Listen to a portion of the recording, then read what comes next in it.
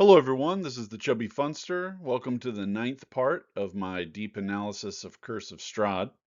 I'm going to talk about the Luna River Valley in this video, covering Argynvostholt, the Ruins of Berez, and the Tsolenka Pass. Argynvostholt is another relatively siloed location, with very few pointers directing you to explore it. There's a bit of lore in Valaki about it, and Morgantha, the hag that grinds children's bones into her pastries, has beef with the revenants here, if you talk to her about that, but that's really it. It used to be the home of a knightly order led by a silver dragon, and there's a huge statue of that dragon out front. And the knights are now revenants that want revenge but can never be permanently killed because the soul-trapping nature of the mists of Ravenloft. The ultimate solution here is to give their souls peace. It says later in the chapter that if you do this, it will leave their bodies behind, but by the logic of the mist, their souls would still be trapped here, so they just go back into the general soul rotation, I guess. Something that would actually interest Strahd in some way, but they don't tease out that logic. This is one of the very few WotC dungeons I have seen that has a balance of dangerous things and interesting things, but of course there's only two treasures. This is basically a ruin with a few hangers-on that are surviving. As you explore around, you find a lot of interesting stuff left behind, but Strahd sacked this place quite thoroughly a few years back, and there's very little of value left. There are creepy elements throughout, like the dragon statue trap that doesn't work anymore, the shadows cast by magical wards that no longer protect anything, and little illusionary figments that pose no real danger. There are 9 giant spiders on the main floor, probably no longer a challenge to a party that's made it this far, and a wounded dusk elf that is resting up after a battle with twig blights. He can give you a few bits of information. I really wish they had done more with the dusk elves in this module, but this guy's a decent addition. The 3 revenants in the chapel probably do pose a serious threat, but there are more tricky things, like in the cemetery, you see a guy in a window, but that's just an illusion. And there's a mausoleum for the dragon, but his skull is actually in Castle Ravenloft. And if you bring it back here, it lights up the beacon at the top of the tower. And there are enchanted busts that appear to be following you with their eyes. And there's an illusion of a severed head that matches one of the PCs, kind of like in Empire Strikes Back. All fairly creepy things, but this place feels a little empty. What's the point in all this? There's a place where 7 phantom warriors attack you on the 2nd floor, and there's a lot of descriptive text with just a few actionable things to learn. And then there's a revenant commander, Vladimir Horngard, but he doesn't want to fight the PCs. His 6 phantom warriors only emerge if you attack him first, and he doesn't want you to kill Strahd because that would free Strahd from his torment, so I don't even really know what this guy wants. The text also says that Vladimir can't remember Sir Godfrey in the adjacent room. That guy was his love in life. Until the beacon's lit, he doesn't even remember who he is. So there are 2 cases of unrequited undead love in this module, Strahd himself and Sir Godfrey. Now, Sir Godfrey is powerful and backed up by 4 other revenants, but all of them are non-hostile unless ordered into battle by their commander. You can find the couple's bedroom bearing the crests of a bear and a direwolf, and there is a slashed picture in the study that gives you a clue about seeking out the dragon skull, but only if you magically try to mend the picture. I don't know how many people actually do that. The beacon itself is accessible from the roof, where there's a dragon statue that magic mouths a poem for you. There's 2 phantom warriors in the turrets, probably no opposition at all at this point. And lighting the beacon will grant +1 to AC and saving throws for anyone opposing Strahd for the rest of the module, as well as allowing all of the revenants to rest peacefully. There are also 2 special events.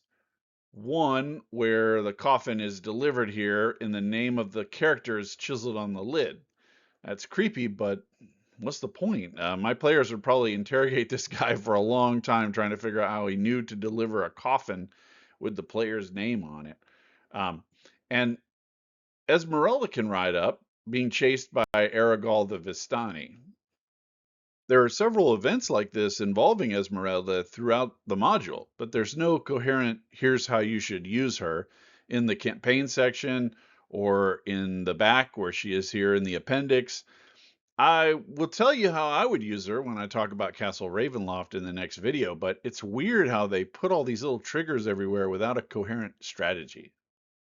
So that's Argynvostholt. Not enough enemies to be a serious challenge for the most part, not enough pointers telling the PCs to go here in the first place, nothing you can really take from here to anywhere else. I mean, if you bring the dragon skull here, that'll help, but by the time you get the dragon skull out of Castle Ravenloft, this place will be beneath you almost.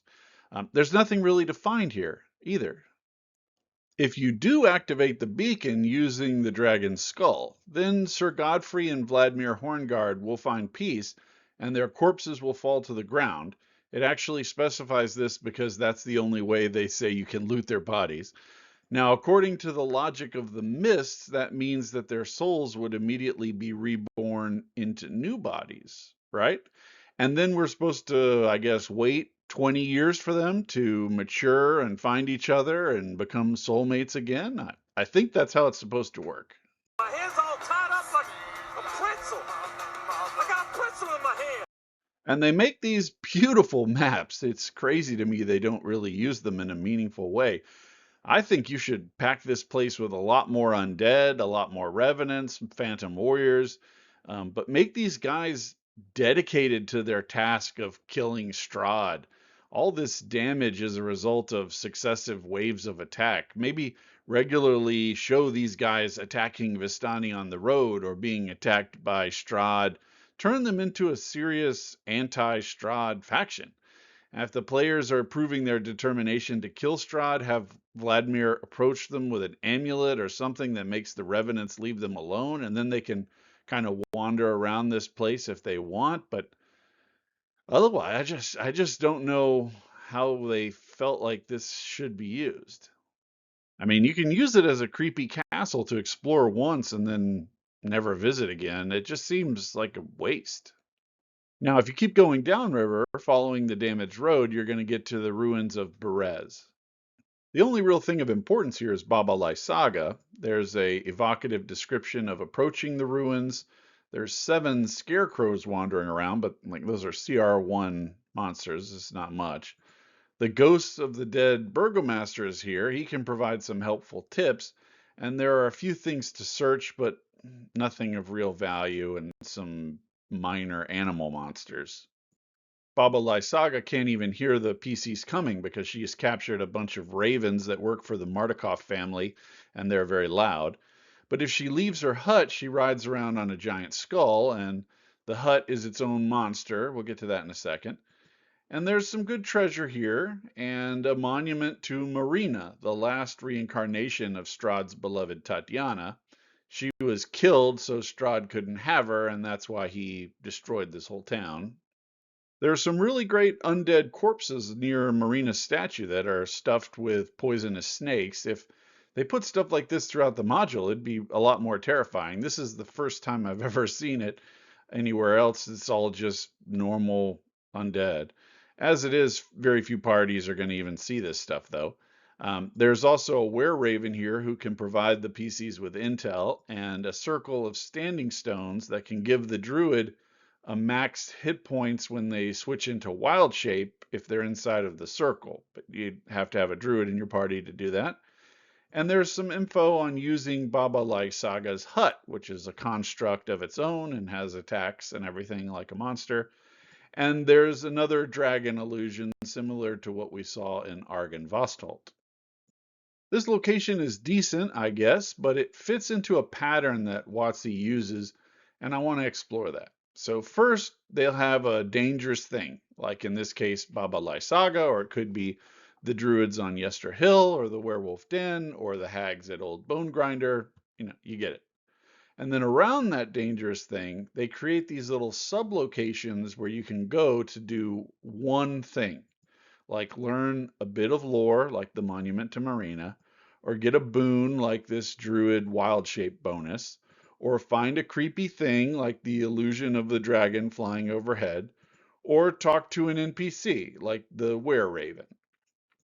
This is their conception of how gameplay should work, I think, in units like this. Go here, one thing, one thing, one thing, one thing.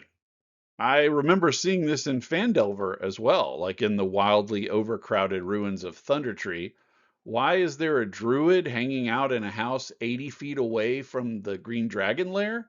Because this is how they think TTRPG should work. They need to make a location, there needs to be an NPC there needs to be a way to learn a little bit of lore, there needs to be creepy stuff or whatever to support the module that they're doing. It doesn't always have to be that exact same model, but this is how they think it should flow.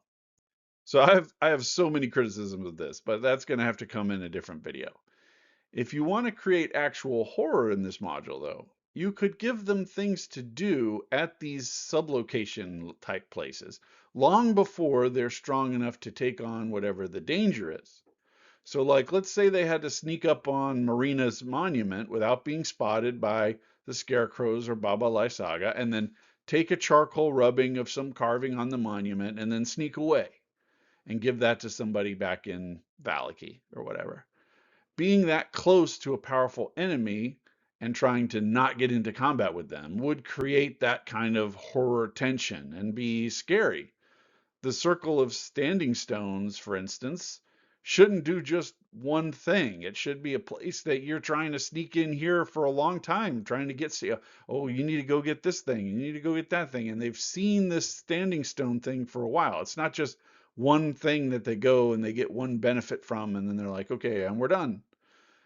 You need to have some kind of reason for people to be here, reasons for them to avoid combat. Then they finally do go in there for combat. It will feel more dramatic and monumental. This is just a horrible way of doing role-playing games. Anyway, the last stop on our river cruise brings us to the Tsolenka Pass.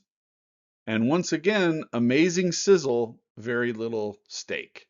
There's a gatehouse on the western side with a curtain of green flame that blocks the passage. And if you find a way through that, it's defended by two Vroks that are petrified, but they revert to flesh if they're attacked or if the gatehouse is bypassed in any way. And beyond the gatehouse is a tower with spectral snow maidens on top of it that attack, and that even says here in the text, the maidens don't speak, nor are they interested in what the characters have to say. If you make it past that to the bridge, there's an illusion of Strahd that says nothing, but vanishes if you interact with it, but the text assures us it's a grim warning. Doesn't tell them anything, it just appears and disappears. They have to interpret it as a grim warning, I guess. Or maybe you, the GM, should tell them this is a grim warning. And there are also two events here which it says you can use anytime. A giant rock can fly in and attack the PCs, and a giant goat can charge up and attack the PCs. And this is another great example of the kind of raw material that they bring to the table, and a GM can use this to make a horrifying encounter. Even the artwork and the map are suggestive. For instance, the GM could foreshadow the rock for a while in advance and make the PCs that they haven't been noticed, but then have that big rock come slam down onto the ground near them, and they can't retreat back to town, and they have to push forward to the Amber Temple because if they can't go back, the rock is blocking the way. Or it could violently rip apart a horse or animal companion, or even a PC or an NPC that they're using as a guide or something. It could be scary, but it's also just possible it will just be another mundane monster encounter because they don't tell the GM how to use these things in a really scary way. It all depends on what the GM does with this raw material. So I was going to dive into the Amber Temple next, but it's a rather generic dungeon, and the sarcophagi that I talked about in part 8 are really the most interesting things here. Reading uninspired material is very taxing. I'm not going to lie about it. I've read role-playing game books before that are just incredibly good, page-turning, edge of your seat stuff, and this is just not it. So I'm going to move to wrap this up. Part 10 is going to be the final video in this series. I'm going to take on Castle Ravenloft itself and how I think you could use it as a hub to make this a truly frightening adventure where PCs can move in and out of the castle, and it's not like an in-boss location. It's a living part of the campaign, which they should have done, but they didn't. They didn't write it that way. And so I'm going to provide you with some tips on how to do that. Stay tuned. Chubby Funster out.